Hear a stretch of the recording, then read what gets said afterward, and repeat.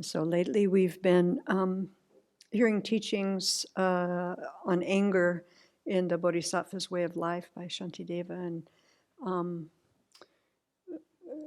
we've heard these teachings, I've heard these teachings quite a few times and read the text quite a few times, and it's so important and so helpful to keep going over the material again and again, because things start connecting in a different way, and that happened this last week for me. It was a relief when Venerable Children reminded us that when we operate from a strong feeling of an independent, permanent self, that anger easily arises. That seems like a no-brainer when I say it, but it wasn't so connected before, I'll say.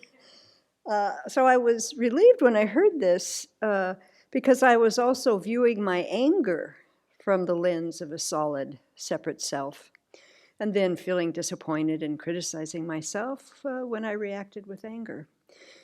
So when I react as an independent I'm very far from reality. I'm not seeing all the causes and conditions that arose that brought a certain situation and then a certain reaction.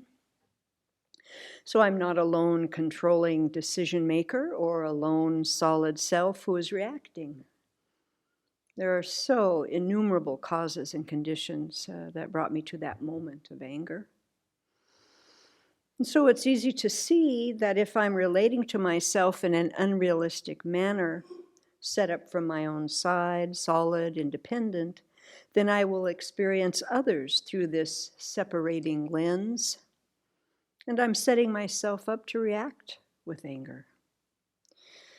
If, on the other hand, I remember to view everything I'm involved in as a complex chain of interdependent causes and conditions, then I'm less apt to act and react with anger. Venerable recently said, with no resistance, anger arises due to habit. So I reflected on this a lot this last week. That really struck a chord for me. And it helped me to start seeing compassion from a different angle. So I need to be very deliberate about generating compassion, not just satisfied with some vague notion that I'm compassionate. That's not enough.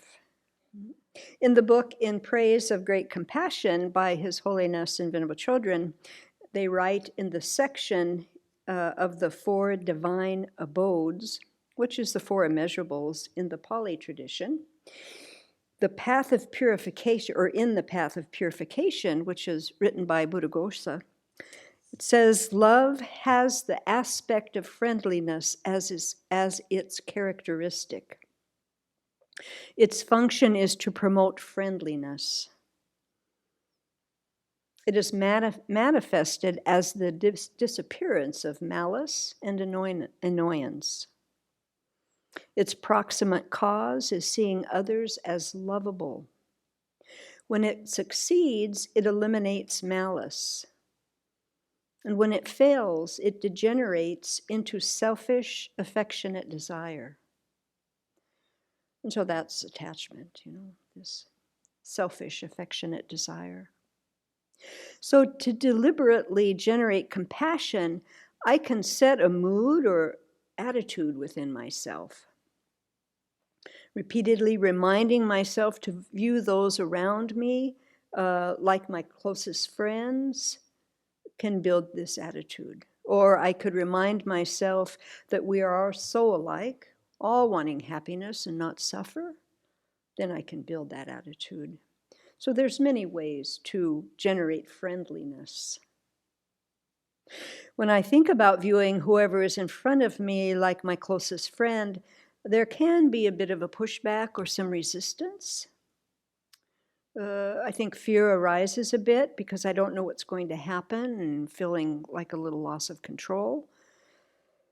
And so when I investigate that, what is that? Well, I'm approaching the person as an independent, solid person who is separate, and I'm approaching that person with a big, solid me. So again, coming back to, how I am approaching things. So when I correct that thought and remind myself of the interdependence of us, then I can start accessing my heart. I can stay open, stay connected. I see the person in front of me and I pair it with the category of best friend or just like me. And then I have a feeling. There's a feeling state then. And I'm going to relate to that person then, if I have that mindset, with some sincerity, friendliness, feeling relaxed.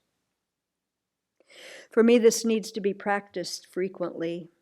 So like any time I walk into a room, see a person, I mix the idea of a close friend with a visual perception. Then I can let my defenses down.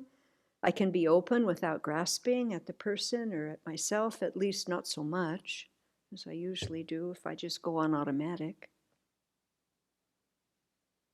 If we strengthen this way of looking at others in a more realistic way, then the seeds of anger we all have will be met with resistance.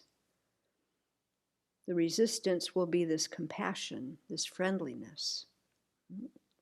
And then the anger will not arise so easily. And so once again, everything that we need is in the Buddha's path, everything. So here's one more place where we can start turning our mind in a different way, start thinking about cultivating some friendliness, which is love towards others, and then that will affect how the seeds in our mind ripen or not. And that will be a good thing.